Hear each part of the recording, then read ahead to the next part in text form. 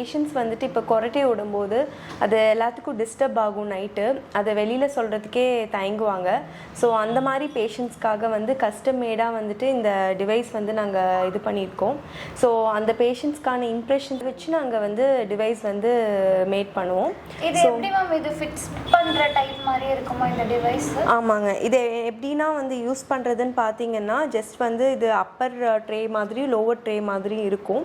So இது வந்து just வாயில் வந்து போட்டுட்டு வச்சிட்டோம் அப்படின்னா கீழே இருக்கிற தாடை வந்துட்டு முன்னாடி தள்ளிடும். ஸோ தட் உங்களுக்கு வந்துட்டு ஸ்பேஸ் கொஞ்சம் ஜாஸ்தி ஆகிட்டு அதனால் உங்களுக்கு வாயில் கொரட்டை ஓட்டுறது வந்து ரொம்பவே கம்மியாகுங்க. இது தூங்கும் போது மட்டும் வச்சுக்கலாம். ஆமாம், நீங்கள் இதனால உங்களுக்கு ஸ்லீப் எந்த விதத்துலையும் டிஸ்டர்ப் ஆகாது. நீங்கள் தூங்கும்போது இது போட்டுட்டு மார்னிங் வந்து கழட்டி வச்சுக்கலாம்.